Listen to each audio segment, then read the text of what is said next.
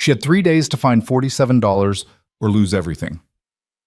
Ruth Halbrook stood at the edge of town, staring at the last door that had just closed in her face. No shouting, no cruelty, just silence, the kind that erases people. Behind her, a failing shed she called home. Ahead, miles of brutal plains leading to the one man powerful enough to help and dangerous enough to destroy her. When desperation walks, it doesn't ask permission. And what Ruth was about to do would either save her life or end everything she had left. Stay with me until the end of this story. Hit that like button and comment what city you're watching from. I want to see how far Ruth's journey reaches. The sun hadn't cleared the horizon yet, but Ruth Halbrook was already awake, not by choice. Sleep had become something other people did. People with roofs that didn't leak, with stoves that held heat past midnight, with neighbors who still nodded when you passed. She sat on the edge of her cot, the blanket pulled tight around her shoulders, and stared at the $3.18 scattered across the overturned crate she used as a table. She'd counted it 4 times. The number hadn't changed. $47. That's what Mr. Pritchard had said, standing in her doorway 2 mornings ago with his hat in his hands and his eyes on the floor. $47 by Saturday, or the shed, her shed, the only thing left after Thomas died, would go to auction. He'd looked genuinely sorry about it. That almost made it worse. "I held it as long as I could, Mrs. Halbrook," he'd said quietly. "But the bank don't care about sorry." She hadn't argued. What would be the point? The debt was real. Thomas's medical bills had bled them dry long before the fever took him. She'd been treading water ever since, stitching hems and mending tears for women who paid in spare change in yesterday's bread. It was never going to be enough. She'd known that. She just hadn't known the end would come this fast. Ruth stood, her knees protesting the cold, and moved to the small mirror propped against the wall. The face looking back was thinner than it should have been, sharper. Her hair, once thick and dark, was pulled into a knot so tight it made her temples ache. She looked like what she was, a woman holding on by her fingernails. She splashed water from the basin onto her face, the cold biting into her skin, and reached for the dress hanging on the nail beside the door. It was her best, which meant it was clean, pressed, and only had one visible repair along the sleeve. She pulled it on, fastened the buttons with steady hands, and wrapped her shawl around her shoulders. Then she stepped outside. The town was barely stirring. A few early risers moved along the main street, the blacksmith's apprentice hauling coal, Mrs. Brennan sweeping her porch, old Mr. Coyle shuffling toward the general store. Ruth kept her head up as she walked, even though she felt their eyes slide past her like she wasn't there. That was the thing about being poor in a small town. People didn't have to be cruel. They just had to stop seeing you. Her first stop was the bank. Mr. Garrison sat behind his desk, his spectacles perched on the end of his nose, a ledger open in front of him. He didn't look up when she walked in. "Mr. Garrison," Ruth said evenly, "I'd like to discuss the terms of my debt." He glanced up, his expression polite but distant. "Mrs. Halbrook, I'm afraid there's nothing to discuss. The terms were set months ago." "I understand that. But if I could have an extension, just 2 weeks, I believe I can—" "The decision isn't mine." His tone was firm but not unkind. "The property's already listed. I'm sorry." She stood there for a moment, weighing whether to push, but his face told her everything she needed to know. This wasn't personal. It was just business, and business didn't care if you had nowhere else to go. "Thank you for your time," she said quietly, and left. Her second stop was the church. Reverend Michaels was arranging hymnals when she stepped inside. He turned at the sound of her footsteps, his smile automatic but strained when he saw who it was. "Mrs. Halbrook, how can I help you?" She didn't waste time. "I need a loan, $47. I can pay it back within 3 months if—" "Ruth." He set the hymnals down, folding his hands in front of him. "You know the congregation's funds are already stretched. We've got the Hendersons to think about, and the widow Calloway, and the roof repair that can't wait another season." "I'm not asking for charity," she said, her voice steady. "I'm asking for a loan. I'll work it off. Whatever you need." His expression softened, but the answer didn't change. "I wish I could help, truly. But the elders, they make those decisions. And right now there's just nothing available." She nodded once. She'd expected this. That didn't make it easier. Of course. Thank you, Reverend. She visited 4 more houses that morning. Mrs. Brennan, who'd once hired her to sew curtains for her daughter's wedding, answered the door with flour on her hands and sympathy in her eyes. Oh, Ruth, I wish I could, but with winter coming, we're barely scraping by ourselves. Mr. Coyle didn't even open the door all the way, just shook his head through the crack and muttered something about hard times. The Harrisons let her in, sat her down, offered her tea she didn't drink. Then they explained, gently, apologetically, that they'd just paid for their son's apprenticeship and couldn't spare a dime. By noon, Ruth had walked the length of the town twice. Every door had closed. Every face had looked away. She stood at the edge of the main street, the wind tugging at her shawl, and felt the weight of it settle over her like a stone. Not anger, not even sadness, just a cold, clear understanding. No one was coming. She walked back to the shed slowly, her feet dragging in the dust. Inside, she sat down on the cot and stared at the $3.18. It hadn't multiplied. It hadn't magically turned into 47. She thought about Thomas, about the way he used to smile when she brought him tea in the mornings, even when the pain was so bad he couldn't sit up. About the way he'd held her hand the night before he died and told her she was stronger than she knew. She didn't feel strong. She felt tired. But tired wasn't the same as defeated. Ruth stood, pulled her shawl tighter, and made a decision. If no one in town would help her, then she'd have to go beyond it. The Vance Ranch sat 8 miles northwest of town, sprawled across a stretch of territory so vast you couldn't see the edges from the road. Ruth had never been there. She'd only heard the stories about the man who ran it, about the cattle empire he'd built, about the quiet power he held over half the county. Elias Vance. Some said he was fair. Others said he was ruthless. Most agreed he was the kind of man you didn't approach unless you had no other choice. Ruth had no other choice. She started walking just after dawn, her shoes already worn thin from the day before. The road stretched out ahead of her, pale and endless under the early light. The wind bit at her face, carrying dust and the smell of dry grass. She kept her eyes forward and didn't stop. By mid-morning, her feet were blistering. By noon, her legs were shaking. She drank from the canteen she'd brought, ate the hard biscuit she'd saved, and kept moving. The ranch came into view just after 2. It was bigger than she'd imagined. The main house sat at the center, 2 stories of weathered wood and stone, surrounded by barns, corrals, and outbuildings that looked like they'd been there longer than the town itself. Cattle dotted the fields beyond, dark shapes against the golden grass.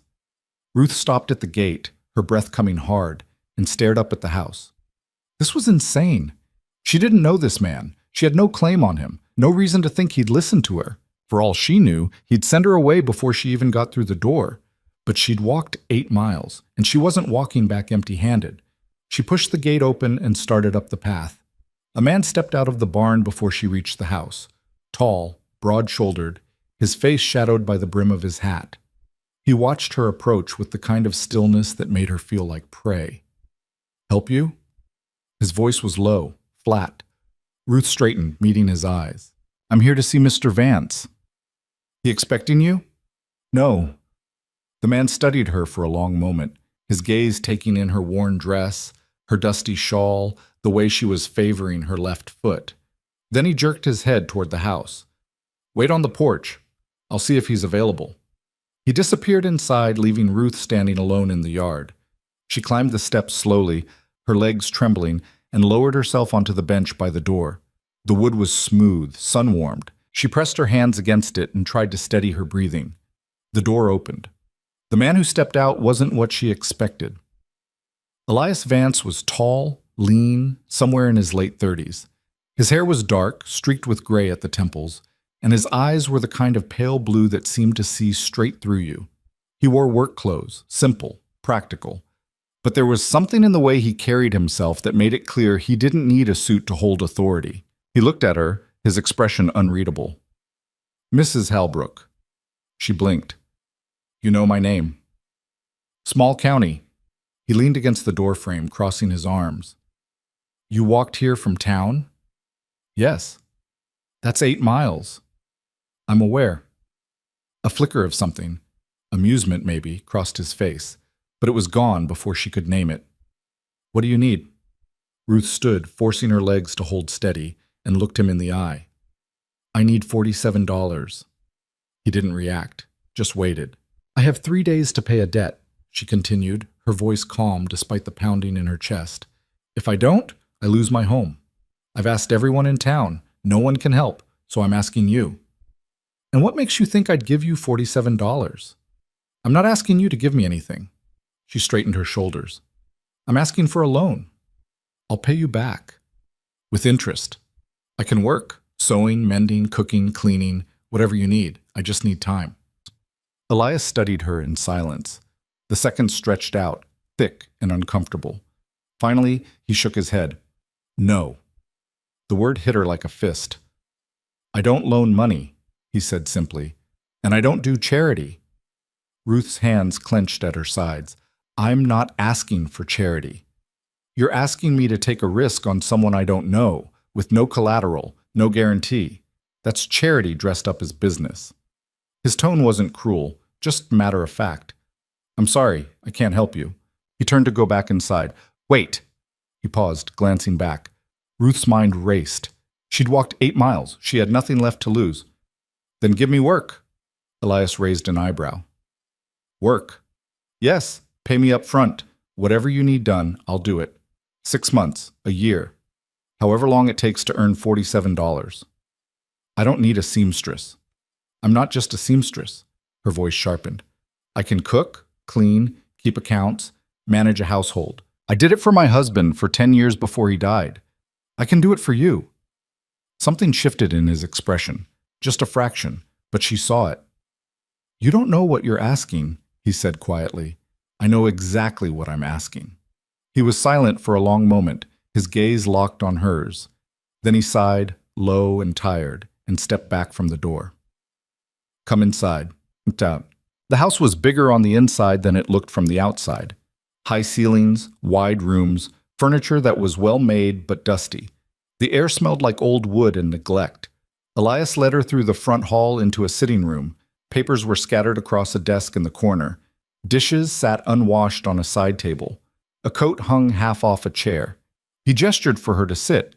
She did, perching on the edge of the sofa, her hands folded in her lap. Elias didn't sit. He stood by the window, his back to her, staring out at the fields. My wife died 2 years ago, he said, his voice low. Since then, this place has been falling apart. I've had 3 housekeepers. None of them lasted more than a few months. The children don't make it easy, and I'm not here enough to keep things running the way they should be. He turned to face her. If you're serious about this, I'll make you an offer. 6 months. You run the house, meals, cleaning, accounts, everything. I'll pay you $60 total. Half up front, half at the end. Ruth's heart leapt. $60. More than enough. But, Elias continued, his eyes hard, you live here, under my roof. People will talk. They'll assume things. You understand that? She did. She understood exactly what people would say. A widow, alone in a widower's house. It didn't matter that it was work. It didn't matter that it was survival. People would call her something she wasn't. I understand, Ruth said quietly. And you're willing to accept that? She met his gaze, unflinching. I don't have a choice. Elias studied her for a long moment. Then he crossed the room, pulled a lockbox from the desk drawer, and counted out $30. He held it out to her. This is the upfront payment. You start tomorrow. Be here by dawn. Ruth took the money, her hands shaking slightly. She tucked it into her shawl and stood. Thank you. Don't thank me yet, Elias said, his expression unreadable. You haven't met the children. Ruth walked back to town in a daze, the $30 pressed against her chest like a lifeline. Her feet hurt. Her legs ached, but for the first time in months she felt something other than fear. She paid Mr. Pritchard the next morning, counting out the bills with steady hands.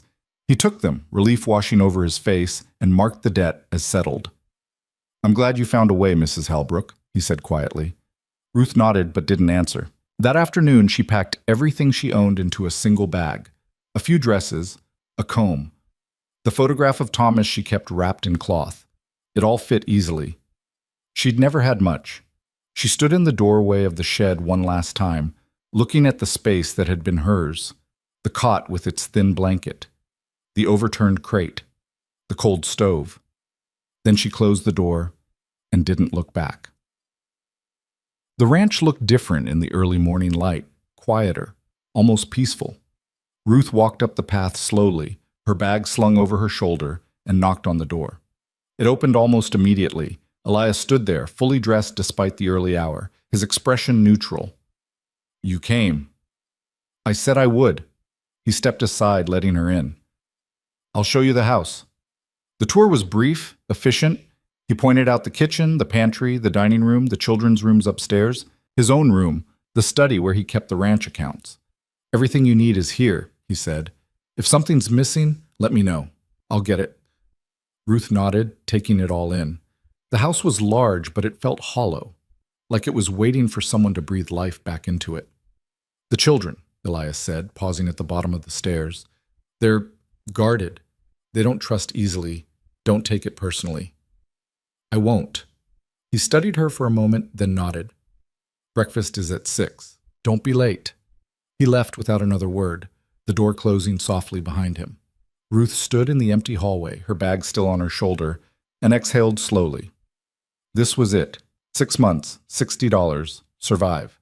She set her bag down, rolled up her sleeves, and got to work. The kitchen was a disaster. Pots sat crusted with old food. The stove was filthy. The pantry was half empty, the shelves disorganized and dusty. Ruth stared at it all for a long moment, then tied an apron around her waist and started scrubbing. By the time the sun was fully up, the stove was clean, the pots were soaking, and she'd inventoried what little food was left. Not much. Enough for a few days if she stretched it. She heard footsteps on the stairs. 2 children appeared in the doorway. A boy, maybe 10, with dark hair and his father's sharp eyes, and a girl, younger, 7 or 8, clutching a worn doll. They stared at her. Ruth straightened, wiping her hands on her apron. "Good morning." The boy's expression was flat, unreadable. The girl didn't say anything. "I'm Ruth," she said calmly. "I'll be helping your father with the house." Still nothing. "Breakfast will be ready in 20 minutes, Ruth continued. "You can wait in the dining room if you'd like." The boy turned and walked away without a word. The girl followed, glancing back once before disappearing around the corner. Ruth exhaled slowly and turned back to the stove. This was going to be harder than she thought. Breakfast was silent. Elias sat at the head of the table, the children on either side. Ruth set plates in front of them, eggs, biscuits, the last of the bacon, and stepped back. No one spoke. The boy ate mechanically, his eyes on his plate. The girl picked at her food, barely touching it. Elias glanced at Ruth once, his expression unreadable, then returned to his meal. Ruth stood by the counter, her hands folded, and watched. This wasn't a family. It was 3 people sitting in the same room, pretending they didn't feel the weight of the empty chair at the other end of the table. When they finished, Elias stood, nodded once to Ruth, and left. The children followed without a word. Ruth cleared the table in silence, her mind already moving ahead. There was work to do, so much work. She started with the dishes, then the floors, then the laundry that had been piling up for weeks. By midday, her hands were raw, her back ached, and she'd barely made a dent. But the house was starting to breathe. And Ruth, tired, sore, standing in a place that wasn't hers, felt something she hadn't felt in a long time. Purpose. She wiped her hands on her apron, looked around the kitchen, and got back to work. The first week felt like drowning in slow motion. Ruth woke before dawn every morning, her body protesting against the thin mattress in the small room off the kitchen. The space wasn't much, barely larger than the shed she'd left behind, but it had a door that closed and a window that didn't leak. That was more than she'd had in months. She'd lie there in the dark, listening to the house settle around her, and think about all the work waiting on the other side of that door. Then she'd get up and do it. The children were the hardest part. The boy, Samuel, though no one called him that, watched her like she was something dangerous that had wandered onto the property. He didn't speak to her directly, didn't acknowledge her presence unless he had to, just moved through the house like a ghost, his face blank, his eyes always somewhere else. The girl was worse in a different way. Her name was Anna. She was 8 years old and hadn't said a word to Ruth since that first morning. She'd look at her sometimes, quick, darting glances when she thought Ruth wasn't paying attention, but the moment their eyes met, she'd turn away. Ruth didn't push. She'd seen enough grief to recognize it when it was staring her in the face. She made breakfast every morning at 6, set the table, called them down, waited while they ate in silence. Elias at the head, the children on either side, that empty chair at the far end like a fourth presence in the room. Then she'd clear the plates, wash the dishes, and move on to the next task. There was always a next task. The house had been neglected for so long that everything needed attention. The floors were scuffed and dirty. The windows were filmed with dust. The linen smelled like they'd been sitting in the closet for months, which, Ruth discovered, they had. She scrubbed floors until her knees ached, washed windows until her arms burned, beat rugs in the yard until dust clouds rose around her like fog. And slowly, so slowly she almost didn't notice it happening, the house began to change. By the end of the second week, the kitchen gleamed. The pantry was organized, labeled, stocked with supplies she'd convinced Elias to order from town. The dining room table was polished to a shine. The sitting room no longer looked like a place where people had given up. Elias noticed. He didn't say anything, but she saw him pause in doorways sometimes, his eyes taking in the changes. Once she caught him running his hand along the banister she'd spent 2 hours cleaning, his expression distant.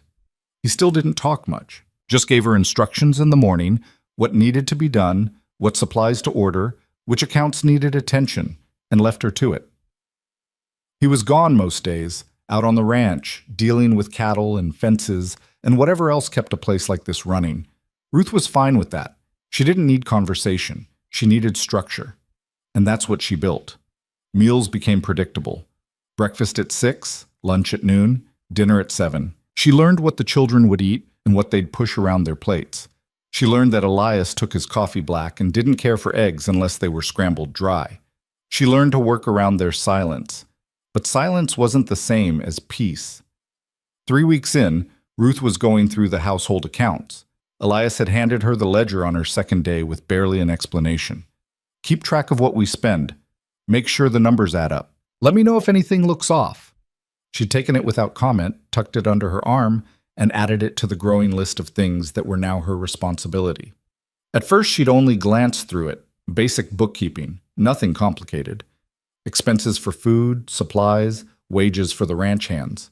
Income from cattle sales. It all seemed straightforward. But the more she looked, the more something nagged at her.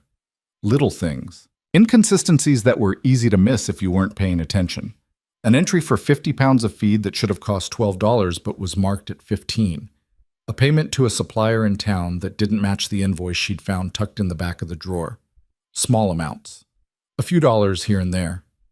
Ruth sat at the kitchen table late one night, the ledger open in front of her, a lamp burning low beside her. She ran her finger down the columns, cross-referencing dates and amounts, and felt a cold knot forming in her stomach.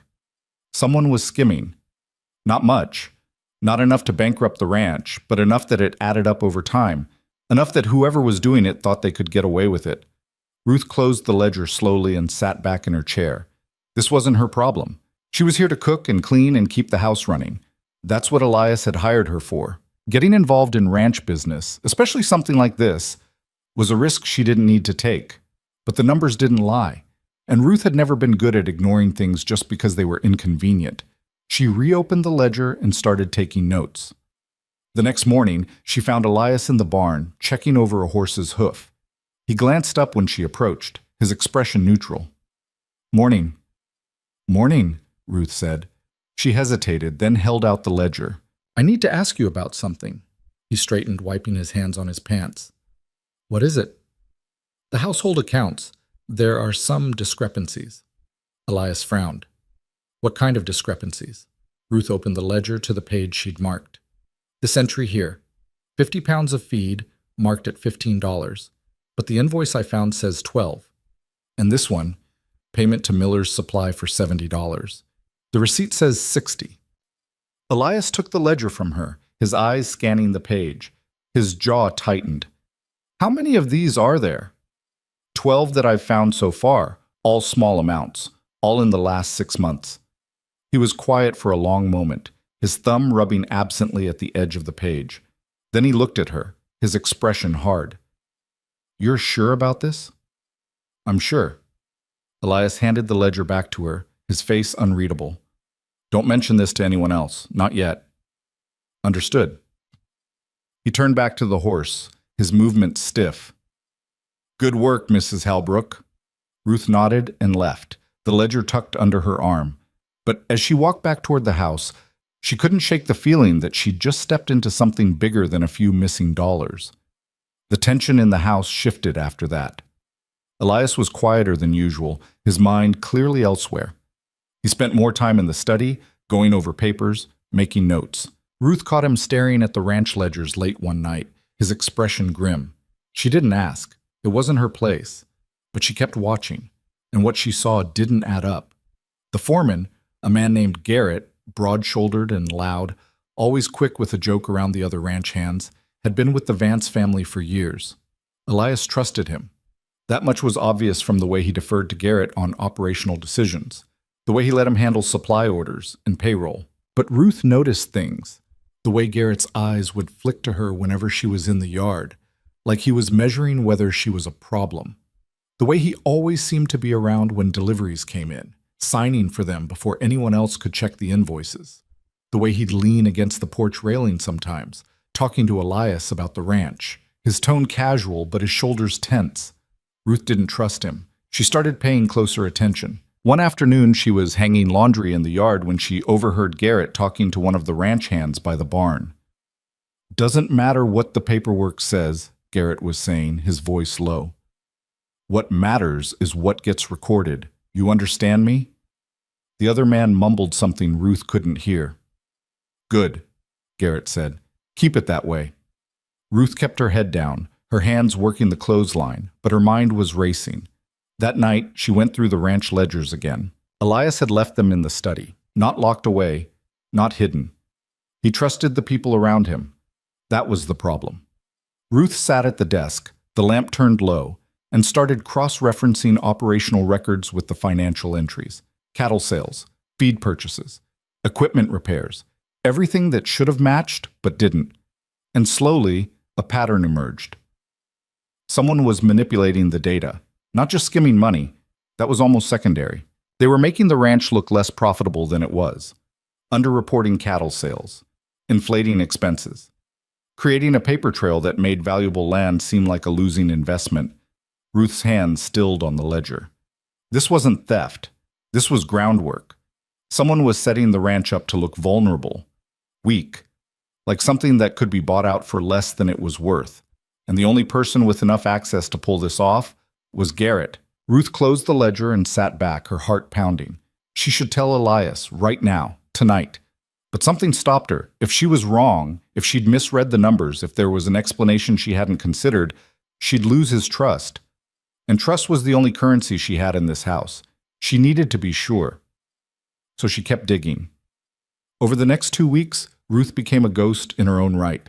She moved through the house quietly, efficiently, doing her work while keeping her eyes and ears open. She listened to conversations she wasn't meant to hear. She cross-referenced every entry in the ledgers. She watched Garrett like a hawk, and the more she watched, the more certain she became. He was careful. She'd give him that. The manipulations were subtle, buried in routine paperwork, spread out over months. If you weren't looking for it, if you trusted the person handling the books, you'd never notice. But Ruth was looking, and she saw everything. One morning, she was in the pantry when she heard voices in the yard. She moved to the window, staying back in the shadows, and watched as a man she didn't recognize rode up to the house.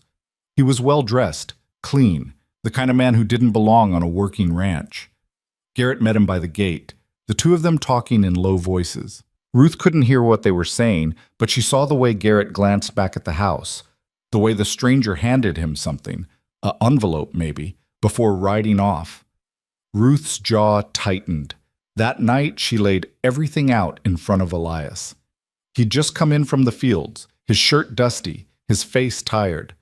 Ruth was waiting in the study, the ledgers spread across the desk. "Mrs. Halbrook," he said, pausing in the doorway. "It's late." "I know. I need to show you something." He walked in, his eyes moving to the ledgers. More discrepancies? Not just discrepancies. Ruth stood, gesturing to the papers.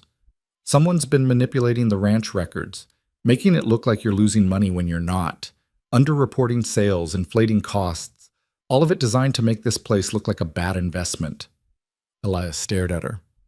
Why would someone do that? Because if the ranch looks weak, it can be bought out cheap. And whoever's behind this is positioning to do exactly that. His expression darkened. You're saying someone's setting me up? Yes. Who? Ruth hesitated. This was the moment. Once she said it, there was no taking it back. Garrett? The silence that followed was heavy, suffocating. Elias didn't move, didn't speak, just stood there, his eyes locked on hers, his face unreadable. Then he turned and walked to the desk, his hands bracing against the edge. Garrett's been with this family for 15 years. I know. He was at my wife's funeral.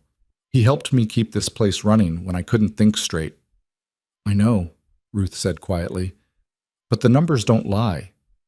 Elias exhaled slowly, his head dropping. Show me. Ruth walked him through it, every entry, every pattern, every piece of evidence she'd found. She didn't soften it, didn't speculate, just laid out the facts and let him draw his own conclusions. When she finished, Elias was silent for a long time. Then he looked at her, his eyes hard.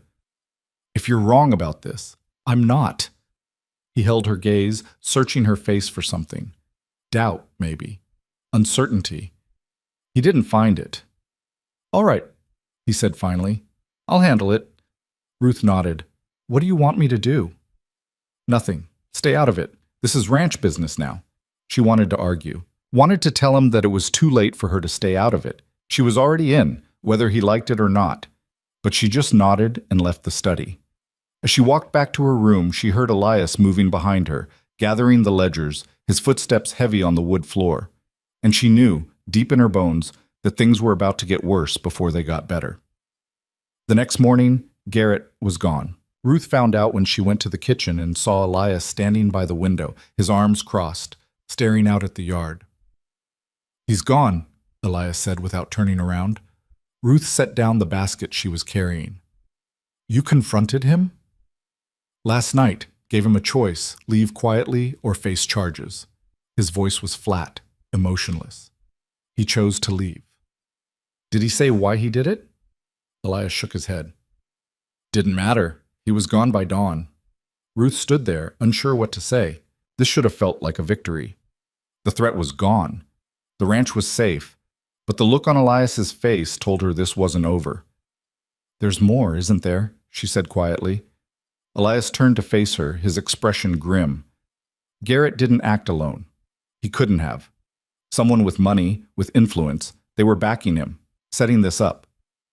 Do you know who? I have an idea. He paused. His name is Victor Kane. He owns half the land south of here, been trying to expand for years. This ranch sits right in the middle of his territory. Ruth's stomach dropped. And now that Garrett's gone, Kane's going to know something went wrong, and he's going to come looking for answers. Ruth wrapped her arms around herself, suddenly cold despite the warmth of the kitchen. What do we do? Elias looked at her for a long moment. Then he said, We wait, and we get ready. 3 days later, Victor Kane came to the ranch. Ruth was in the kitchen when she heard the sound of hooves outside. She moved to the window and saw a man dismounting from a sleek black horse, his coat expensive, his boots polished to a shine. He looked like money and power and danger. Elias met him in the yard. Ruth watched from the window as the two men talked, their voices too low for her to hear. Kane's posture was relaxed, casual, but there was something cold in the way he smiled. After a few minutes, Elias turned and walked back toward the house. Kane followed. Ruth stepped back from the window, her heart pounding. She busied herself at the counter, her hands moving automatically as she heard the front door open. Mrs. Halbrook? She turned. Elias stood in the doorway, his face neutral. Behind him, Victor Kane smiled at her like they were old friends. This is Mrs. Halbrook, Elias said. She manages the household. Kane's eyes swept over her, a quick, assessing glance that made her skin crawl. A pleasure. Ruth nodded, but didn't speak. Mrs. Halbrook, Elias continued, Could you bring coffee to the study? Of course. She prepared the coffee slowly, her hands steady despite the anxiety twisting in her chest. When it was ready, she carried the tray to the study and knocked lightly on the door. Come in. She entered, setting the tray on the desk. Kane was sitting in one of the chairs, his posture relaxed, his eyes sharp. Elias stood by the window, his arms crossed. Thank you, Mrs. Halbrook, Elias said. Ruth nodded and turned to leave. Actually, Kane said, his voice smooth, would you mind staying? I have a few questions about the household accounts. Ruth froze. Elias's eyes flicked to her, a silent warning in his gaze. I don't think that's necessary. Oh, I insist. Kane's smile widened. After all, Mrs. Halbrook has been so diligent in her work. I'm sure she can help clarify a few things. Ruth looked at Elias. He gave a small, almost imperceptible nod. She turned back to Kane.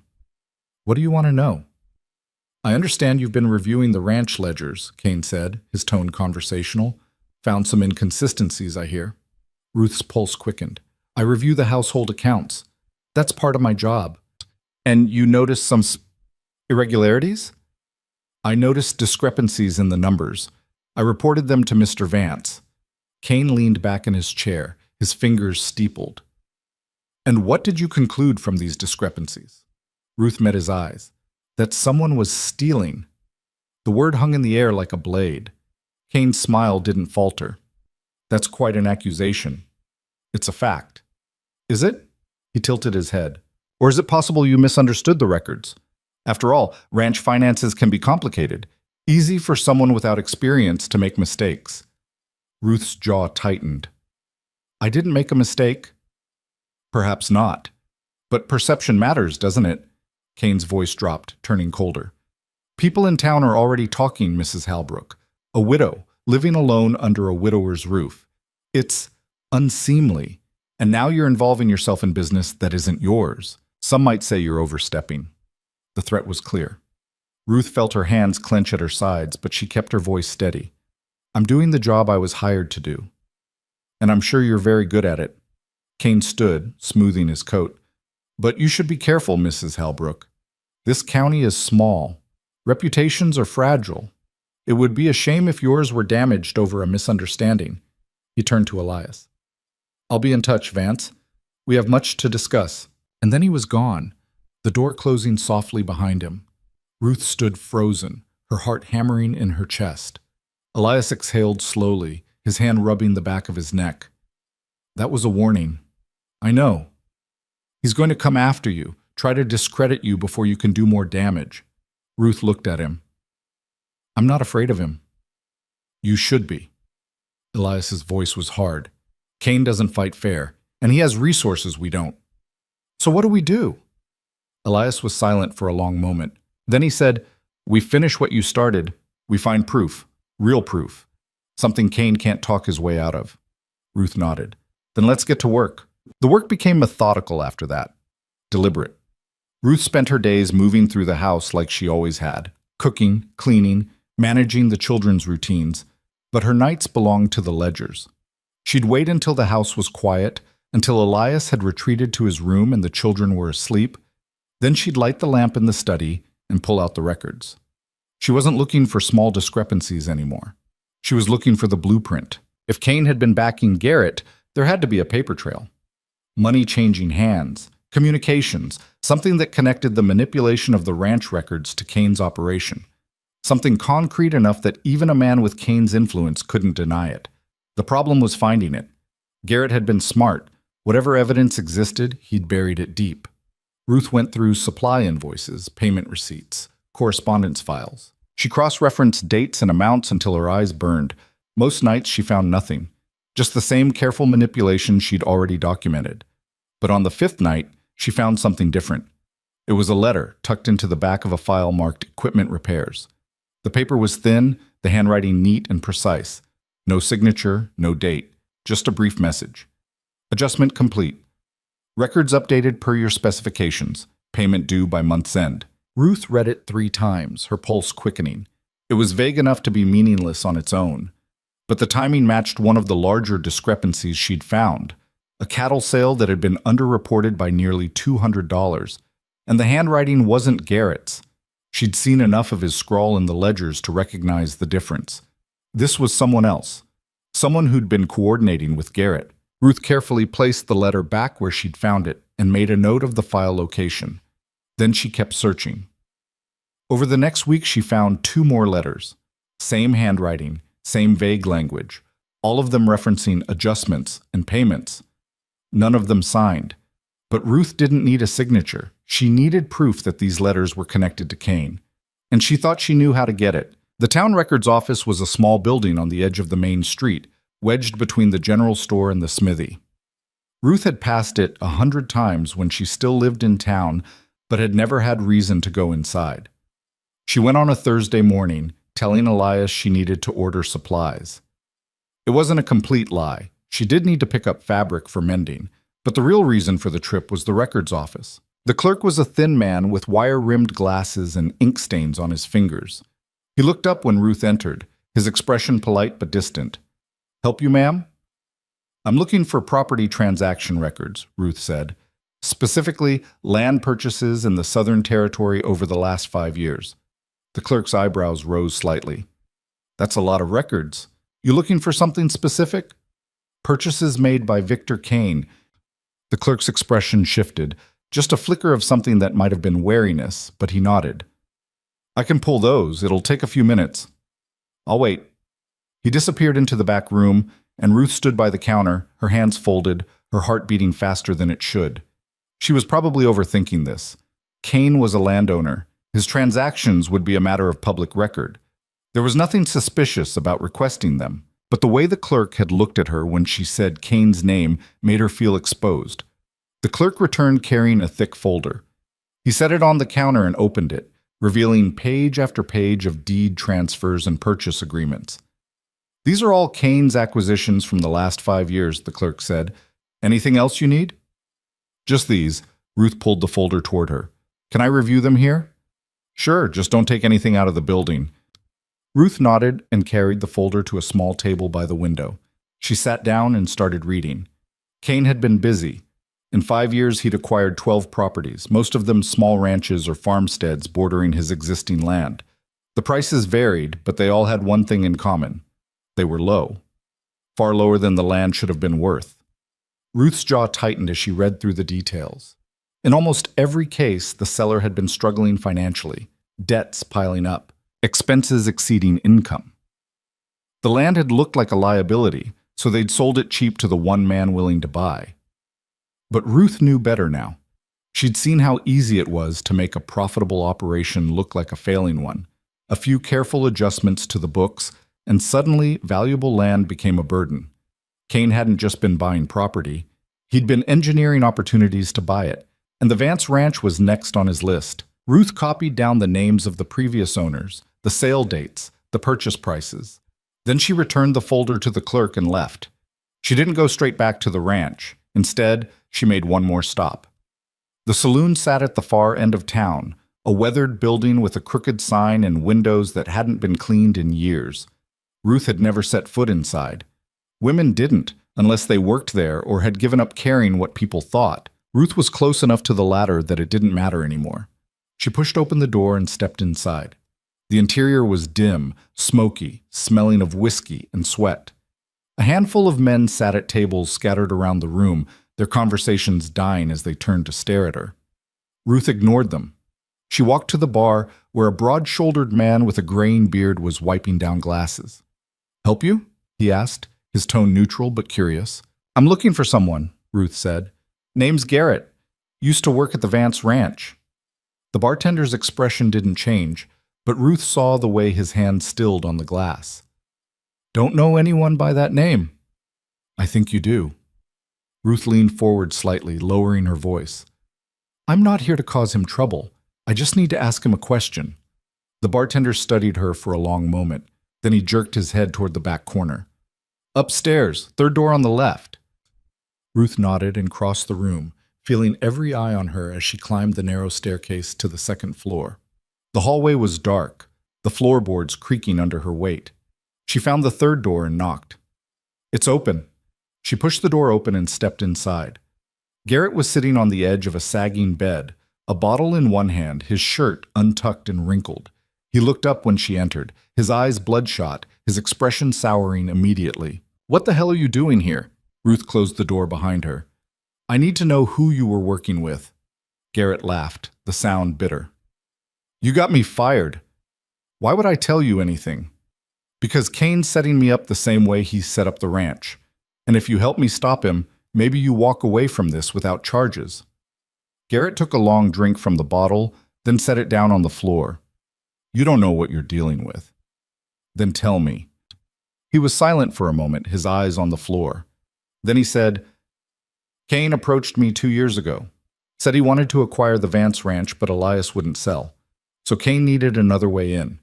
He offered me $500 to make the ranch look like a bad investment. Adjust the records, underreport profits, make it look like Elias was drowning. And you agreed." "I had debts." Garrett's voice was flat. "Kane said it was easy money. No one would get hurt. Elias would sell, Kane would buy, and I'd walk away set for life." "Except Elias didn't sell." "No, he's too stubborn for that." Garrett rubbed his face. "And then you showed up and started poking around in the books. Kane panicked, told me to cover my tracks and get out." Ruth's pulse quickened. "Do you have proof? Letters, payments, anything that ties Kane to this?" Garrett shook his head. "Kane doesn't leave trails. Everything was verbal, cash payments, no receipts. You're not going to find anything that sticks to him." Ruth felt her hope deflate. "Then there's nothing I can do." "I didn't say that." Garrett looked up at her, his eyes sharp despite the alcohol. "Kane's got a partner, a lawyer in the county seat who handles his acquisitions. Name's Hollis. If there's a paper trail, Hollis has it." "How do I get to it?" "You don't. Hollis is careful, and he's loyal to Kane." Garrett paused. "But he's also got a gambling problem. Spends most nights at the card tables in the back room of the Golden Bell. If you want leverage on Kane, you start with Hollis." Ruth nodded slowly. "Thank you." Garrett picked up the bottle again. "Don't thank me. I'm only telling you this because Kane threw me away the second I became inconvenient. I want to see him burn as much as you do." Ruth turned to leave, then paused at the door. "One more thing.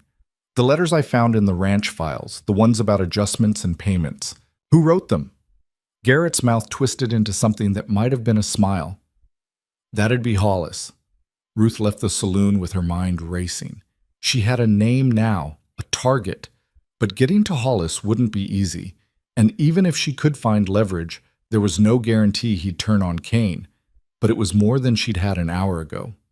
She rode back to the ranch as the sun dipped low on the horizon, the sky bleeding red and gold. When she arrived, she found Elias in the barn, working on a saddle repair. He looked up when she walked in, his hand stilling on the leather. "How'd it go in town?" Ruth set down her bag and crossed her arms. "I found something.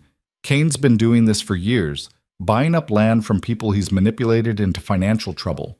The Vance Ranch is just the latest target." Elias's jaw tightened. "And Garrett?" "I talked to him. He confirmed Kane's behind it, but he says there's no paper trail. Everything was cash, no records." "Then we've got nothing." "Not nothing." Ruth hesitated. "Kane has a lawyer. Name's Hollis. He handles the acquisitions. If there's proof, he has it." Elias set down the saddle, his expression hardening. "And how do we get to him?" "I don't know yet, but I'm working on it." Elias studied her for a long moment, his eyes searching hers. Then he said quietly, "You didn't have to do this. You could have walked away the second Kane showed up." "I could have," Ruth agreed. "But I didn't." "Why not?" Ruth met his gaze. "Because I'm tired of watching powerful men get away with things just because no one's willing to stand up to them." Something shifted in Elias's expression. Respect, maybe, or something close to it. He nodded once. "Then we finish this." But finishing it turned out to be harder than either of them anticipated. 3 days later, a formal complaint was filed with the county magistrate. Ruth found out when a rider came to the ranch just after dawn, carrying an official summons. Elias opened it in the kitchen, Ruth standing beside him, and his face went pale as he read. "What is it?" Ruth asked. Elias handed her the paper without a word. The complaint was short, clinical. devastating. It accused Ruth Halbrook of impropriety, of living in the home of a widower without proper chaperone, of overstepping her role as housekeeper, of making unfounded accusations against reputable members of the community. It requested a formal investigation into her conduct and her presence in the Vance household. Ruth's hands trembled as she read. "This is Cain." "Of course it is." Elias's voice was tight. "He's trying to discredit you before you can do any more damage." "Well, when's the investigation?" "Next week. You'll have to testify." Ruth set the summons down, her mind spinning. "And if I don't?" "They'll rule against you by default, and they'll have grounds to remove you from this house." Ruth sank into a chair, her legs suddenly weak. This was it. The move she'd been expecting. Cain wasn't going to let her keep digging. He was going to bury her first. "I can fight this," Elias said, his voice hard. "Get a lawyer, present your contract. Show that everything you've done has been within the scope of your employment.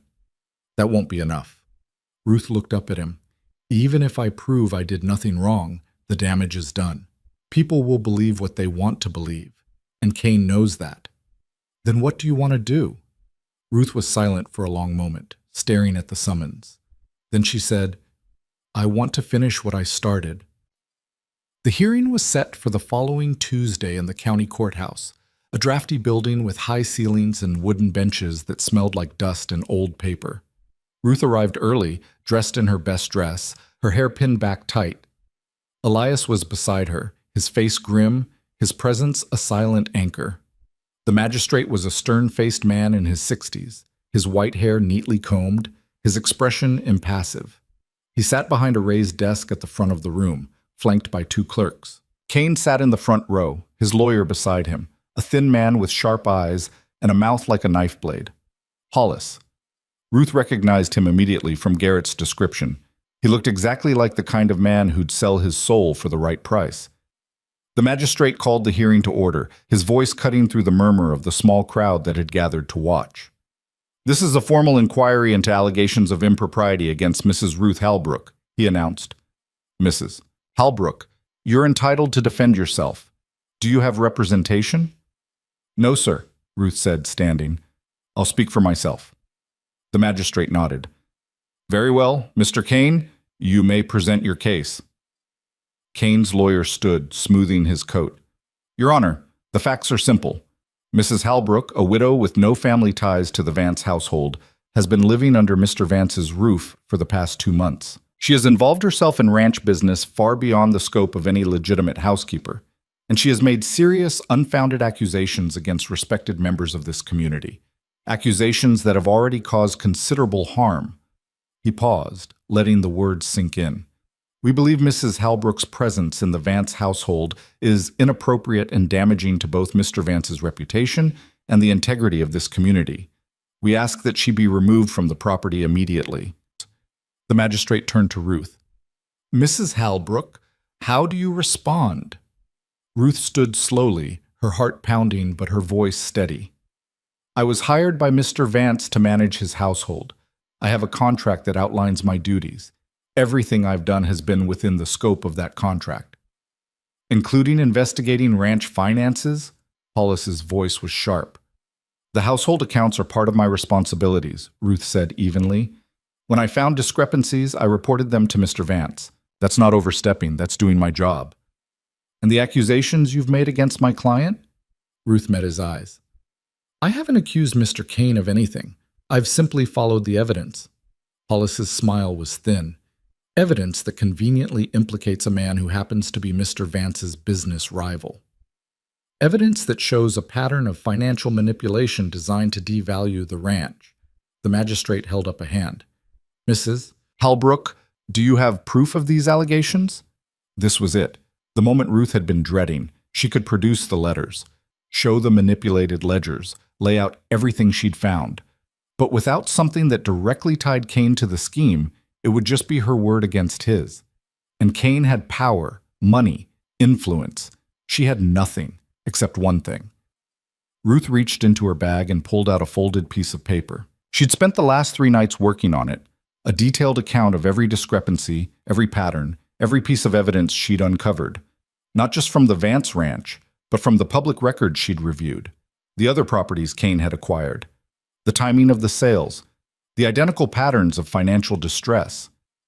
She handed it to the magistrate. "This is a full accounting of the financial irregularities at the Vance Ranch," she said. "But it's more than that. It shows a pattern that extends across multiple properties Mr. Kane has acquired over the last 5 years. In every case, the seller was experiencing financial difficulties. In every case, the land sold for far below market value. And in every case, the timing suggests those financial difficulties may have been engineered." The magistrate unfolded the paper, his eyes scanning the contents. Hollis stepped forward, his expression tight. "Your Honor, this is pure speculation." "It's documentation," Ruth interrupted. "Names, dates, amounts, all matters of public record. I'm not speculating. I'm asking questions that deserve answers." The magistrate looked up at her, then at Kane. "Mr. Kane, do you have a response to these allegations?" Kane stood, his expression calm, his voice smooth. "Your Honor, I've built my success on hard work and fair dealing. If some of the properties I've acquired were undervalued, that's simply the nature of business.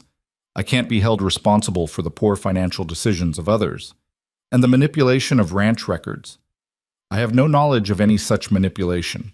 If Mr. Vance's former employee engaged in misconduct, that has nothing to do with me." The magistrate was silent for a long moment, his fingers drumming on the desk.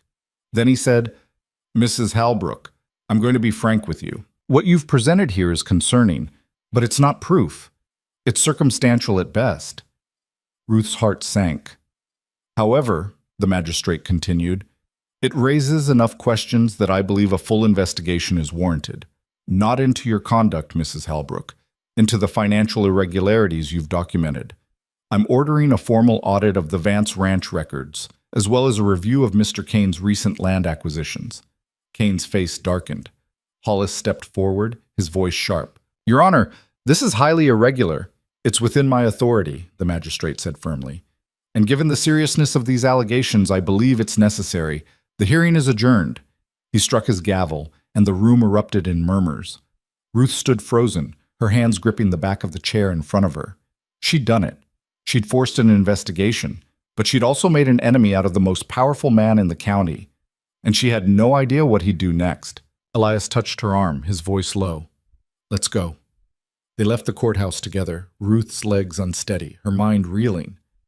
Outside, the sun was bright, almost blinding after the dim interior. Ruth stopped on the steps, breathing in the cold air, trying to steady herself. "You did good in there," Elias said quietly. Ruth shook her head. "I didn't prove anything, just bought us time." "Time's all we need." He looked at her, his expression serious. "Kane's going to come after you now. You know that, right?" "I know." "And you're still willing to see this through?" Ruth met his eyes. "I don't have a choice. If I back down now, everything I've done was for nothing." Elias nodded slowly. "Then we keep going." They walked to the wagon in silence, Ruth's mind already moving ahead. The audit would take weeks, maybe months, and in that time Kane would be working to undermine her, to discredit her, to make sure the investigation led nowhere. But Ruth had something Kane didn't expect. She had the truth, and she wasn't afraid to use it. As they drove back to the ranch, the sun sinking low on the horizon, Ruth made herself a promise. Whatever happened next, she wouldn't run. She wouldn't hide. She'd stand her ground and fight, even if it cost her everything. The days after the hearing moved like molasses. Ruth went through her routines, cooking, cleaning, keeping the house in order, but everything felt heavier now, like the air itself had thickened. She could feel eyes on her whenever she went into town for supplies. Whispers followed her down the street, conversations dying when she walked past. The women who'd once hired her for mending work now crossed to the other side of the road when they saw her coming. She'd expected it. That didn't make it easier. Elias noticed. He didn't say anything, but Ruth caught him watching her sometimes, his expression troubled. He'd started staying closer to the house, finding reasons to work in the barn instead of riding out to the far pastures, like he thought Kane might show up, and he wanted to be there when it happened. Ruth told herself she didn't need protecting, but she was grateful anyway. The children noticed too, though in different ways. Samuel had started lingering in doorways when Ruth was working, his eyes tracking her movements. He still didn't speak to her much, But the hostility had dulled into something else. Curiosity, maybe. Or confusion about why this woman who'd walked into their house was suddenly the subject of town gossip. Anna was more direct.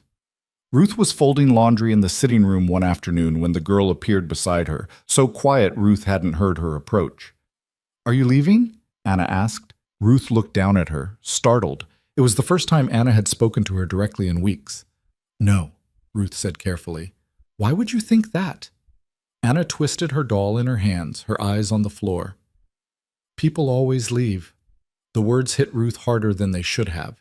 She set down the shirt she'd been folding and knelt so she was eye level with the girl. "I'm not leaving," Ruth said quietly. "Not unless your father tells me to go. And even then, I'd make sure you were all right first." Anna's eyes flicked up to meet hers, searching for something. Then she nodded once and walked away, clutching her doll tight. Ruth stood slowly, her chest aching. She'd been so focused on the ledgers, on Kane, on survival, that she'd almost forgotten what this house really was. Not just a job, not just a roof over her head. It was a family trying to hold itself together after being shattered. And somehow, without meaning to, Ruth had become part of that effort. The audit began the following week. 2 men arrived from the county seat, a senior clerk named Morrison and his assistant, a younger man with nervous hands and a perpetual squint. They set up in the study, spreading papers across every available surface, and worked with methodical precision. Ruth gave them access to everything: the household ledgers, the ranch accounts, the invoices and receipts she'd organized. She answered their questions when they had them, brought them coffee when they didn't, and stayed out of their way as much as possible. Morrison was thorough. He cross-referenced every entry, checked every calculation, traced every discrepancy Ruth had flagged. His assistant took notes in cramped handwriting, his pen scratching across page after page. Elias hovered at first, anxious, but Morrison waved him off. "We'll let you know if we need anything," he said, his tone polite but firm. "Best if you go about your business and let us do ours." So Elias did, though Ruth could see the tension in his shoulders every time he passed the study door. On the 3rd day, Morrison called Ruth into the study. She found him sitting at the desk, papers spread in front of him, his expression unreadable. His assistant stood by the window, arms crossed, watching her.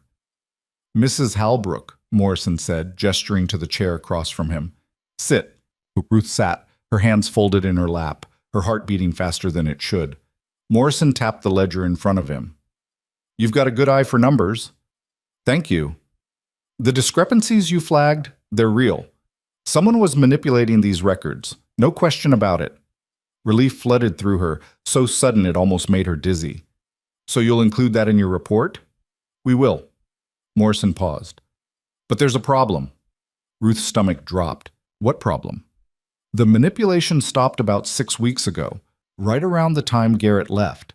Since then, the records are clean, which means whoever was behind this covered their tracks well enough that we can't trace it beyond the ranch itself. But the pattern is suggestive, but it's not proof." Morrison leaned back in his chair. "We can document what happened here. We can say with certainty that someone was skimming funds and falsifying reports, but we can't connect it to Victor Kane, not with what we have." Ruth's hands clenched in her lap. "What about the other properties? The ones Kane acquired?" "We looked into them. Same story. Financial distress, low sale prices, but nothing that proves Kane engineered that distress. It's all circumstantial." "So Kane walks away." Morrison's expression softened slightly. "I didn't say that. The magistrate ordered a full investigation, and that's what he's going to get. We'll document everything we found here, and we'll recommend a closer look at Kane's business practices. But whether that goes anywhere..." He shrugged. "That's not up to me." Ruth stood, her legs unsteady. "Thank you for your time." "Mrs. Halbrook." Morrison's voice stopped her at the door. "For what it's worth, I believe you, and I think you did the right thing bringing this forward. But men like Kane don't go down easy. You should prepare yourself for that." Ruth nodded once and left. She found Elias in the barn, repairing a broken harness. He looked up when she entered, reading her expression immediately. "They can't tie it to Kane," she said flatly. Elias set down the leather strap, his jaw tight. "So all of this was for nothing?" "Not nothing. They'll document what happened, recommend further investigation, but..." Ruth trailed off, the weight of it settling over her. It won't be enough to stop him. Elias was silent for a long moment. Then he said, "So what do we do now?" Ruth didn't have an answer. That night she couldn't sleep. She lay in her narrow bed, staring at the ceiling, her mind turning over everything that had happened. The hearing, the audit, Kane's smug face in the courtroom, Morrison's words echoing in her head. Men like Kane don't go down easy. She'd known that. She'd known it from the start. But some part of her had hoped, foolishly, desperately, that the truth would be enough. That documentation and evidence and simple facts would be sufficient to bring him down. But the world didn't work that way. It never had. Around midnight, Ruth gave up on sleep. She pulled on her shawl and walked to the study, lighting the lamp with hands that trembled slightly. The audit materials were still spread across the desk. Morrison and his assistant would be back in the morning to finish up. But Ruth wasn't interested in those. She pulled out the file where she'd found the unsigned letters, the ones in Hollis's handwriting. She read them again slowly, looking for something she might have missed. Adjustment complete. Records updated per your specifications. The phrasing was careful, deliberate. Nothing that could be used against Kane in court. But Ruth knew what it meant. And more importantly, she knew who'd written it. Hollis. Garrett had said Hollis had a gambling problem, that he spent most nights at the card tables in the Golden Bell. Ruth sat back in her chair, an idea forming. It was risky, probably stupid, but it was the only move she had left. She'd go to the Golden Bell, find Hollis, and figure out a way to make him talk. The Golden Bell sat on the outskirts of the county seat, a 2-story building with peeling paint and a reputation for catering to men who didn't want to be found. Ruth had never been there. Respectable women didn't go to places like that. But Ruth had stopped caring about respectability weeks ago. She made the trip 2 days later, telling Elias she needed to run an errand. He'd looked at her strangely. She'd been vague about where she was going, but he didn't push. He'd learned by now that Ruth had her own way of handling things. The Golden Bell looked worse in daylight. The paint was more faded than she'd expected, the windows clouded with grime. But it was open, and that was all that mattered. Ruth tied her horse to the post out front and pushed through the door. The interior was dim, smelling of old tobacco and cheaper whiskey. A few men sat scattered around the room, nursing drinks, their eyes lifting to her as she entered. A woman behind the bar, heavily painted, her dress cut lower than Ruth's had ever been, raised an eyebrow. "Help you, honey?" "I'm looking for someone," Ruth said. "A lawyer, name's Hollis." The woman's expression shifted, something wary creeping in. "He's in the back, but I wouldn't bother him if I were you." "I'll take my chances." The woman shrugged. "Your funeral." Ruth crossed the room, feeling every eye on her, and pushed through the door at the back. The room beyond was smaller, darker, thick with smoke. 4 men sat around a table, cards spread in front of them. Money sat in the center, more than Ruth had seen in one place in years. Hollis sat at the far side, his jacket off, his sleeves rolled up. He looked different than he had in the courtroom, rougher, more disheveled, like a man who'd spent too many nights in places like this. He glanced up when Ruth entered, and his eyes narrowed. "What the hell are you doing here?" Ruth walked to the table, ignoring the other players. "I need to talk to you." "I've got nothing to say to you." "Then just listen." Ruth pulled a folded paper from her bag and set it on the table in front of him. "That's a copy of the letters I found in the Vance Ranch files. The ones you wrote. The ones instructing Garrett to adjust the records." Hollis's face went pale. The other men at the table exchanged glances, suddenly uneasy. "You've got no proof I wrote those," Hollis said, but his voice lacked conviction. "I have your handwriting, and I have a magistrate who's already ordered an investigation into Kane's business practices. How long do you think it'll take before someone connects you to this?" Hollis stood abruptly, his chair scraping back. "Get out." "Not until you tell me the truth." Ruth's voice was steady, calm.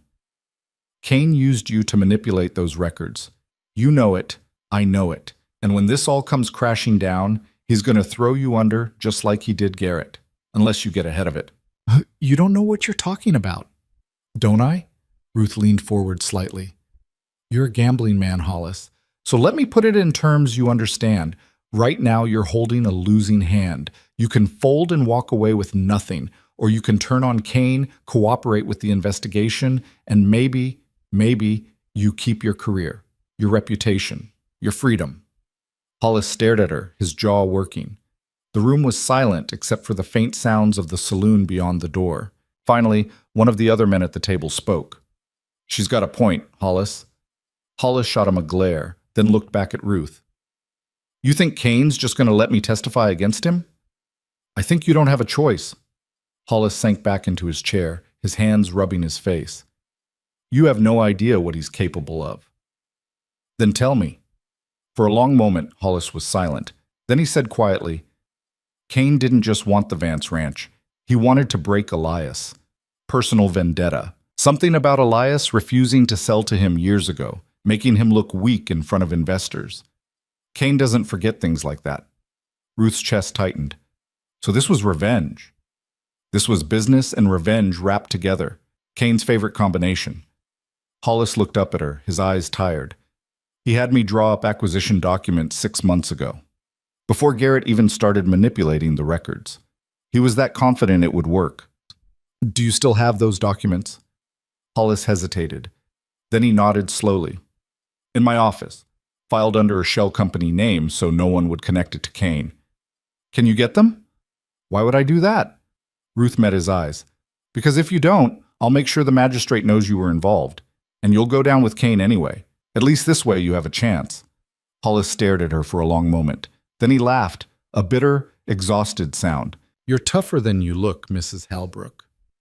"I've had to be." He nodded slowly. "All right. I'll get you the documents, but if Kane finds out I'm the one who gave them to you—" "He won't," Ruth said. "Not from me." Hollis stood, grabbing his jacket from the back of his chair.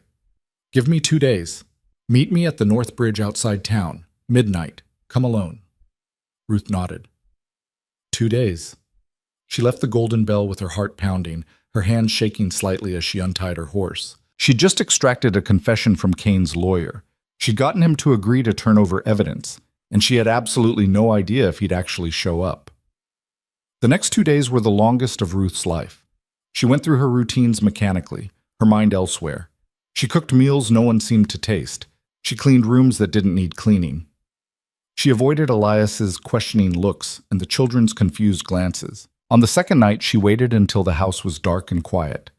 Then she slipped out the back door, saddled her horse, and rode toward town. The North Bridge was a rickety wooden structure that spanned a shallow creek on the edge of the county. Ruth had passed it a dozen times, but had never stopped. It looked even more decrepit in the moonlight, the boards weathered and sagging. She dismounted and waited, her breath misting in the cold air. Midnight came and went. Ruth stood alone on the bridge, her hopes slowly draining away. Hollis wasn't coming. He'd changed his mind, or Kane had gotten to him, or he'd never intended to show up at all. She'd gambled and lost. She was about to leave when she heard hoofbeats. A horse emerged from the darkness, Hollis hunched in the saddle. He looked worse than he had 2 days ago, haggard, pale, like he hadn't slept. He dismounted and walked toward her, a leather satchel in his hand. "You came," Ruth said, not bothering to hide her surprise. "Don't make me regret it." Hollis thrust the satchel at her. "Those are the acquisition documents, dated 6 months ago, filed under the name of a company Kane controls. Cross-reference it with his other holdings, and you'll see the pattern." Ruth took the satchel, her hands trembling. "This is enough?" "It's enough to show intent. Enough to prove Kane was planning to acquire the Vance Ranch before any financial trouble started. Combined with the letters and the audit findings," Hollis trailed off. "It should be enough." Ruth looked at him. "Why are you doing this?" Hollis was silent for a moment. Then he said, "Because I'm tired. Tired of cleaning up Kane's messes. Tired of risking my career for a man who'd throw me away the second I became inconvenient. And because you were right, this is a losing hand. Time to fold." He turned to leave, then paused. "One more thing. Kane knows something's wrong. He's been asking questions, putting pressure on people. You need to move fast. Once he figures out I'm the leak, this all falls apart." Ruth nodded. "Thank you." Hollis mounted his horse without another word and disappeared into the darkness. Ruth stood on the bridge, clutching the satchel, her heart racing. She had it. She actually had it. The proof she needed to bring Kane down. She rode back to the ranch as fast as she dared, the satchel pressed tight against her chest. When she arrived, she found Elias waiting on the porch, his arms crossed, his expression tight. "Where the hell have you been?" Ruth dismounted, breathless. "I have it, the proof." She handed him the satchel. Elias opened it, his eyes scanning the documents inside. His expression shifted from confusion to understanding to cold fury. "He planned this," Elias said quietly. 6 months ago. Before Garrett. Before any of it." "Yes." Elias looked at her. "How did you get these?" "Hollis gave them to me. Kane's lawyer. Former lawyer, if I had to guess." Ruth wrapped her arms around herself. "We need to get these to Morrison. Tonight. It's past midnight. I don't care. If Kane figures out what Hollis did, he'll find a way to bury this. We can't wait." Elias studied her for a long moment. Then he nodded. "Let's go." They rode through the night, the documents secured in the satchel, and reached Morrison's boarding house just before 2 a.m. Ruth pounded on the door until a lamp flickered to life inside. Morrison appeared in his nightshirt, bleary-eyed and irritated. "Mrs. Halbrook? What in the—" "I have new evidence," Ruth said, holding up the satchel. "In the Kane investigation. You need to see this now." Morrison's irritation faded. He stepped aside, letting them in. They sat at his kitchen table while Morrison went through the documents, his expression growing grimmer with each page. When he finished, he sat back in his chair and let out a long breath. "This changes everything." "Can you use it?" Elias asked. "I can present it to the magistrate, along with the audit findings and the letters Mrs. Halbrook found." Morrison nodded slowly. "Yes. This is enough. More than enough." Ruth felt something loosen in her chest. Relief, exhaustion, victory. "What happens now?" she asked. "Now we move fast," Morrison said. I'll file a formal report first thing in the morning. The magistrate will issue a warrant for Kane's arrest, and hopefully we'll have him in custody by noon." "And if he runs?" Morrison's expression hardened. "Then we hunt him down." Ruth and Elias left Morrison's house as dawn broke over the horizon, the sky streaked with pink and gold. Ruth felt like she'd been awake for days. Her body ached, her eyes burned, but her mind was clear. They'd done it. They'd actually done it. "You should get some rest," Elias said as they rode back toward the ranch. "So should you." He glanced at her, something like a smile tugging at his mouth. "I don't think either of us is going to sleep anytime soon." He was right. By mid-morning, word had spread through the county. Victor Kane had been arrested. The magistrate had issued a warrant based on Morrison's report, and Kane had been taken into custody without incident. The charges were serious: fraud, conspiracy, extortion, enough to put him away for years. Ruth heard the news from a rider who stopped at the ranch just before noon. She stood on the porch, listening as the man rattled off details, and felt the weight of the last 2 months finally lift from her shoulders. It was over. Kane was finished. And Ruth, the widow with nothing, the woman people had tried to erase, had been the one to bring him down. Elias appeared beside her as the rider left, his hand resting briefly on her shoulder. "You did it." Ruth shook her head. "We did it." "No." Elias's voice was firm. "This was you. All of it." Ruth didn't know what to say to that, so she just nodded and walked back inside.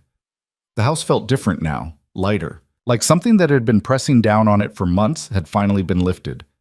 But there was still one more thing Ruth had to face. Her 6-month agreement was almost up. Another few weeks, and she'd have earned the second half of her payment, $60 total. More than enough to start over somewhere else. The thought should have brought relief.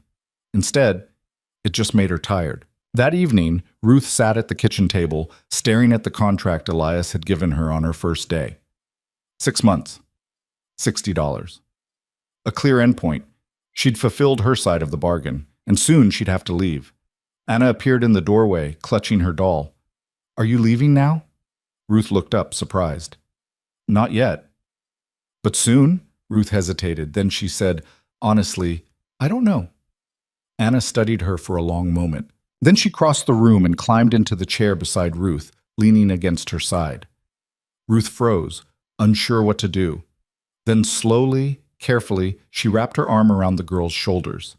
They sat like that in silence, the kitchen warm around them, until Anna's eyes drifted closed, And Ruth realized, with a clarity that felt like a punch to the chest, that she didn't want to leave. Not this house. Not these children. Not Elias. Somewhere along the way, this place had stopped being a job and started being something else entirely. She just didn't know if there was room for her to stay. The weeks that followed Kane's arrest felt strange, quiet in a way that made Ruth uneasy, like the silence after a storm when you're not sure if it's really over or just catching its breath. The town talked, of course. They always did. But the tone had shifted. The whispers weren't about Ruth's impropriety anymore. They were about how a widow nobody had wanted to help had brought down one of the most powerful men in the county. Some people seemed impressed. Others seemed resentful, like Ruth had violated some unspoken rule by refusing to stay invisible. Ruth didn't care either way. She'd stopped measuring her worth by what other people thought months ago. The magistrate's investigation moved forward with Morrison at the helm. Hollis had disappeared, left town the night he'd handed over the documents, according to rumors. But his evidence stood on its own. Combined with the audit findings and the letters Ruth had uncovered, the case against Kane was airtight. Kane's trial was set for early spring. His assets were frozen. His land acquisitions were being reviewed. The men he'd bullied and manipulated for years were suddenly willing to come forward with their own stories. He'd built an empire on fear and careful deception. And Ruth had dismantled it with nothing but stubbornness and a ledger. But victory didn't feel the way she'd thought it would. It felt complicated, messy, like she'd solved one problem only to create another she didn't know how to fix, because her 6 months were almost up. Ruth tried not to think about it. She kept herself busy, the house always needed something, and the children had grown used to her presence in ways that made leaving feel impossible. But the calendar didn't care about feelings. The days kept passing, and the date on her contract kept getting closer. Elias didn't mention it, neither did she. They moved around each other carefully, like two people trying not to acknowledge the elephant taking up space between them. Until one morning when Ruth found an envelope on the kitchen table with her name written on it in Elias's careful handwriting. She opened it slowly, her heart beating too fast. Inside was $30, the second half of her payment, and a note, contract fulfilled. Thank you for everything you've done. That was it. No sentiment, no request for her to stay. Just acknowledgement that their agreement was complete and she was free to go. Ruth stared at the money for a long time. She'd earned it, every penny. This was what she'd worked for: survival, independence, a way to start over. So why did it feel like a door closing in her face? She tucked the envelope into her apron pocket and went back to making breakfast, her hands moving on autopilot while her mind spun in circles. Maybe this was better, cleaner. She'd come here to earn money and pay off a debt, and she'd done both. Everything else, the investigation, Kane, the way this house had started to feel like home, that was all extra.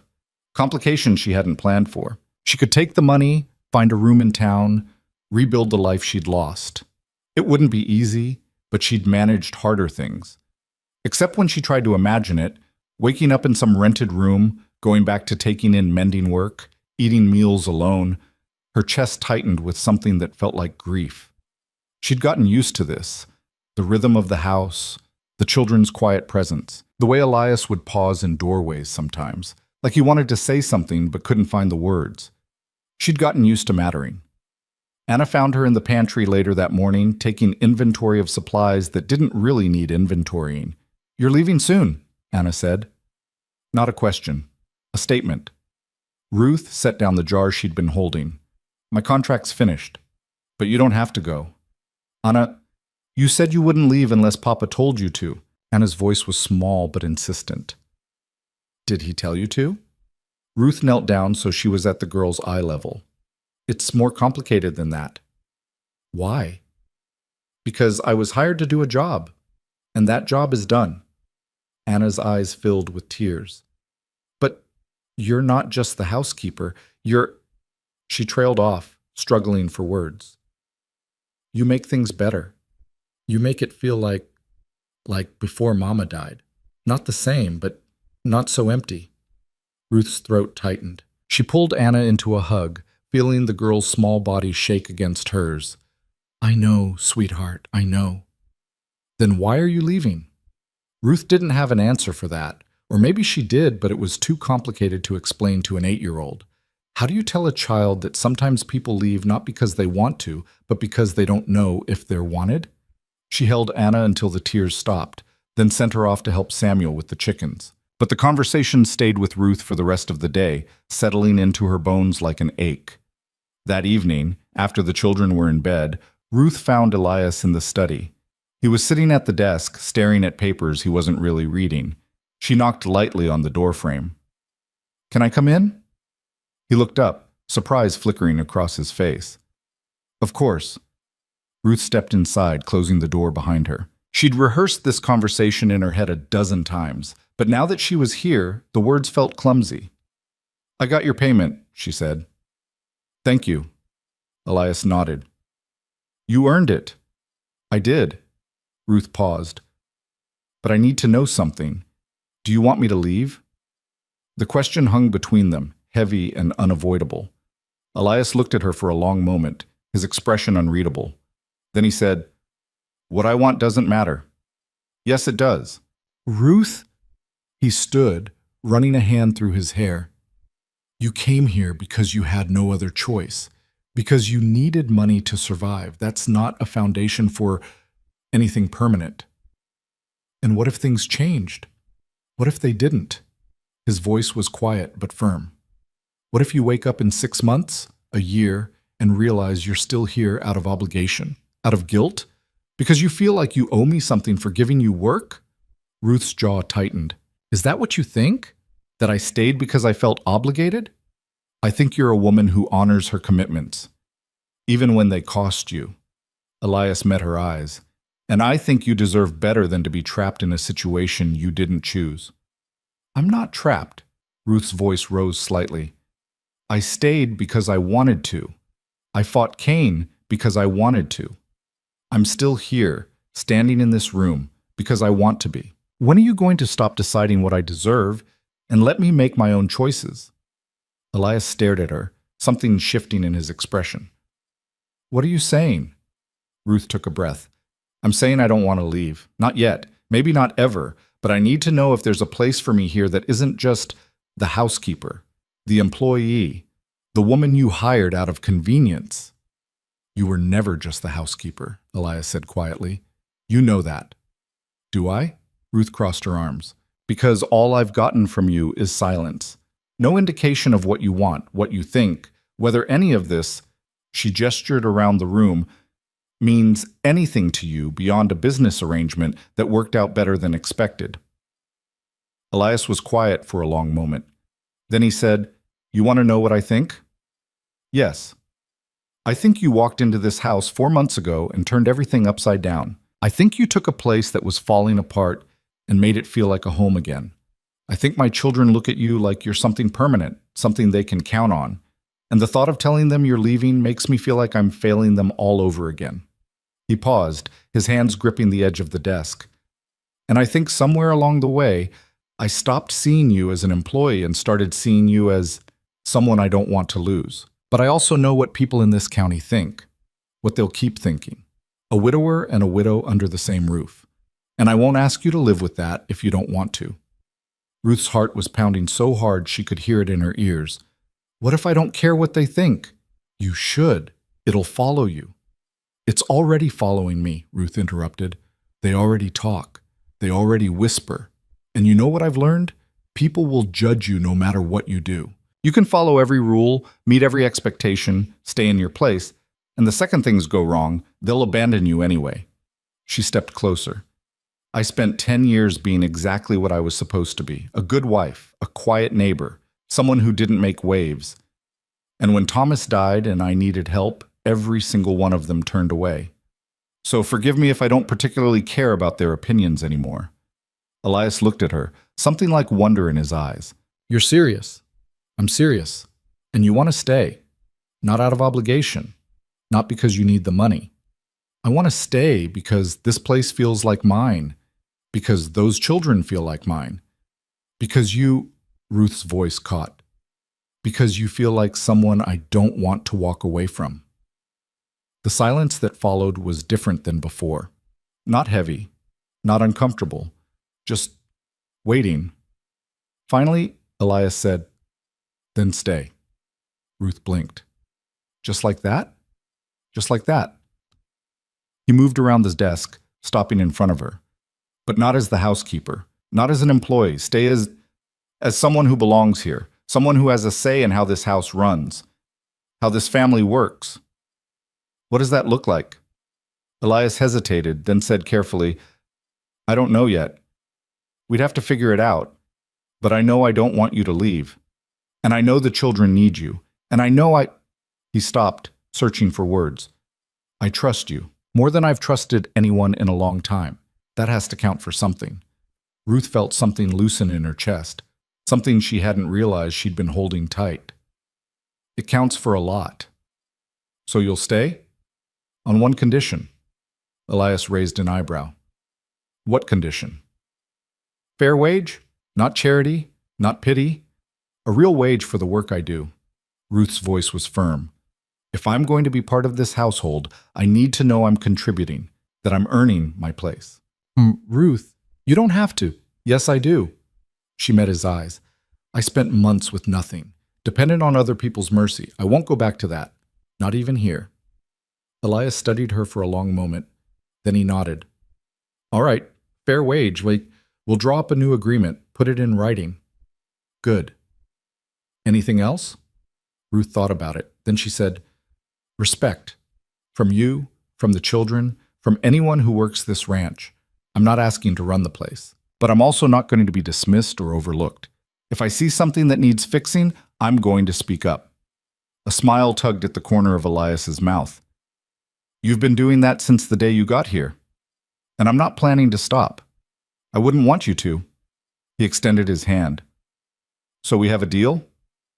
Ruth looked at his hand, then took it. His grip was firm, calloused from ranch work, warm. We have a deal. They stood there for a moment, hands clasped, the weight of the conversation settling into something solid, something real. Then Elias said quietly, thank you, for staying, for everything. Ruth squeezed his hand once before letting go. Thank you for giving me a reason to. The next morning, Ruth woke up in her small room off the kitchen and realized something had shifted. The walls didn't feel temporary anymore. The narrow bed didn't feel like a place she was just passing through. It felt like hers. She got dressed, pinned her hair back, and went to start breakfast. But when she walked into the kitchen, she found Anna already there, sitting at the table with her doll. You're still here, Anna said, her voice small. Ruth crossed the room and ruffled the girl's hair gently. I'm still here, and I'm not leaving. Anna's face lit up. Really? Really? The girl threw her arms around Ruth's waist, squeezing tight. Ruth hugged her back, blinking against the sudden sting in her eyes. Samuel appeared in the doorway a moment later, his expression cautious. Anna said you're staying. I am, Ruth confirmed. He studied her for a long moment, his face carefully neutral. Then he said, good. Your biscuits are better than the last housekeeper's. It wasn't much, but from Samuel, it was everything. Ruth smiled. I'll take that as a compliment. He almost smiled back. Almost. Over the next few weeks, things settled into a new rhythm. Ruth stayed on, but the dynamic shifted. She wasn't just the housekeeper anymore. She was part of the household. Elias consulted her on decisions about the ranch. She weighed in on supply orders, staffing, even which pastures to rotate the cattle through. The children started coming to her with problems, questions, small confidences they'd been keeping locked away. And slowly, carefully, the four of them started to feel like a unit. It wasn't perfect. Samuel still had days where he retreated into silence, his grief too big to share. Anna still cried sometimes for the mother she'd lost. Elias still carried the weight of trying to hold everything together, and Ruth still woke up some mornings feeling like an intruder in someone else's life. But they were figuring it out, together. The town's opinion shifted too, though not in the way Ruth expected. Word had spread about her role in bringing down Cain, how she'd uncovered the scheme, gathered the evidence, forced the investigation that ended with one of the county's most powerful men behind bars. People looked at her differently now, some with respect, some with wariness, like she was someone not to be underestimated. A few of the women who'd once hired her for sewing work started approaching her again, offering jobs. Ruth turned most of them down. She didn't need their charity anymore. She had work that mattered. But one afternoon, Mrs. Brennan stopped her outside the general store. "Mrs. Halbrook," she said, her voice tentative, "I wanted to apologize for not helping you when you needed it. I should have done more." Ruth studied the older woman's face, seeing genuine regret there. "You did what you thought you had to do." "That's not an excuse."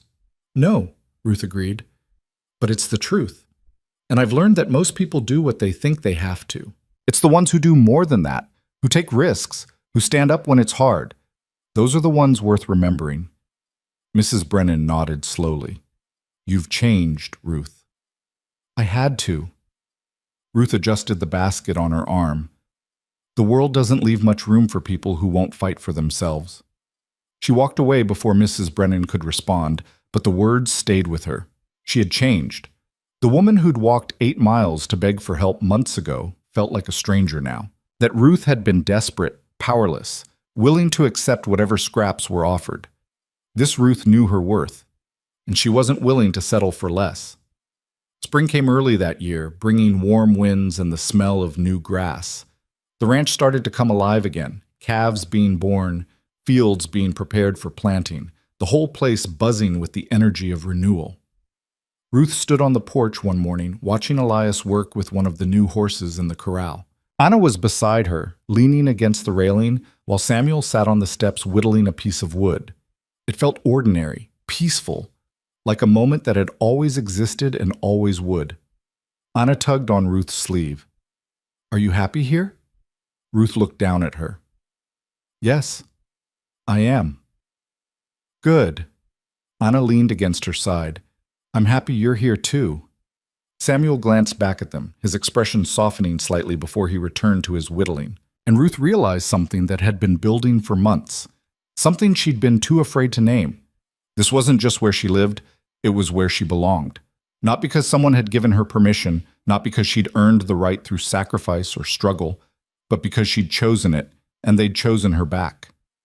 That evening, after the children were in bed, Ruth and Elias sat on the porch watching the sun set. The sky was streaked with orange and purple, the air warm and still. "I've been thinking," Elias said quietly, "about what comes next." Ruth glanced at him. "What do you mean?" "The ranch is stable now. Cain's gone. The finances are in order. We're not just surviving anymore. We're actually doing well." He paused. "And I realize that's because of you. Not just the work you've done, but the way you think. The way you see problems and fix them before they become disasters.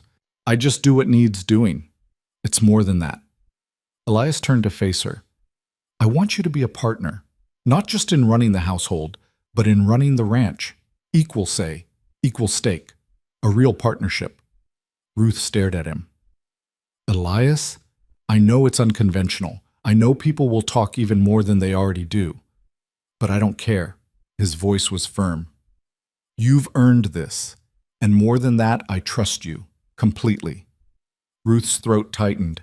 "What about the children? What would they think?" "I already asked them." "You did?" Elias nodded. "Samuel said it made sense, that you already do half the work anyway, and Anna said you should have been family from the start." Ruth felt tears prick her eyes. She blinked them back. "I don't know what to say." "Say yes." Ruth looked out at the fields, at the house behind them, at the life she'd built from nothing. Then she looked at Elias, at the man who'd given her a chance when no one else would. "Yes," she said quietly. "Yes, I'll be your partner." Elias smiled, a real smile, the kind she didn't see often. "Good."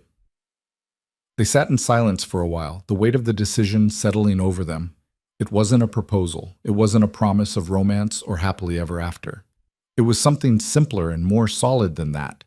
It was a choice, made by two people who'd learned the hard way that survival meant taking risks and trusting the people who showed up when it mattered. And Ruth had shown up. The months that followed were busy. They drew up new agreements, restructured the ranch's operations, hired additional help to manage the workload.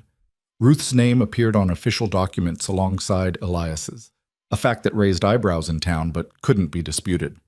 She'd earned her place, and she wasn't about to apologize for it. The children thrived under the new arrangement. Samuel started talking more, sharing his thoughts about the ranch, about his future. Anna stopped asking if Ruth was leaving and started planning what they'd do next summer, next year, 5 years from now. And Elias became something Ruth hadn't expected. Not a boss, not a benefactor, but a friend. Someone she could talk to late at night when the house was quiet. Someone who listened when she had ideas. Someone who trusted her judgment even when it went against his instincts. It wasn't love, not the way people wrote about in books anyway. It was steadier than that, more grounded, built on respect and partnership and the simple fact that they worked well together. Maybe that was better. One evening in late summer, Ruth was going through the ledgers when she came across the contract she'd signed on her first day. 6 months. $60. She'd kept it filed away, a reminder of where she'd started. She read it over once, then carried it to the fireplace and tossed it in.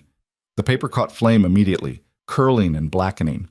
Ruth watched it burn, feeling the weight of that old agreement disappear with the smoke. She didn't need it anymore. Anna appeared beside her, watching the flames. "What was that?" "Something from a long time ago," Ruth said. "Something I don't need anymore." Anna slipped her hand into Ruth's. "I'm glad you stayed." Ruth squeezed her hand gently. "Me too." Later that night, Ruth stood on the porch, looking out at the ranch. The house behind her was warm and lit, filled with the sounds of a family settling in for the evening. Samuel was reading in his room. Anna was already asleep, her doll tucked under her arm. Elias was in the study, working on plans for next season's planting. And Ruth was here, part of it all. She thought about the woman she'd been months ago, desperate, invisible, erased by a town that had stopped seeing her. That woman felt like a ghost now, someone who'd existed in a different lifetime. This Ruth was stronger, sharper, someone who'd fought for her place and won. But more than that, she'd learned something the old Ruth hadn't known. You don't wait for people to see your worth, you show them. And if they still don't see it, you walk away and find people who do. She'd found those people here, in this house, on this ranch. And she wasn't going anywhere. The door opened behind her, and Elias stepped out. He didn't say anything, just stood beside her, looking out at the same view. After a moment, Ruth said, "Thank you." "For what?" "For seeing me, when no one else did." Elias was quiet for a moment. Then he said, "You made yourself impossible to miss." Ruth smiled. "Maybe that's the trick." They stood together in comfortable silence, watching the stars come out one by one. And Ruth knew, with a certainty that settled deep in her bones, that this was where she was meant to be. Not because someone had chosen her, but because she'd chosen herself. And that made all the difference.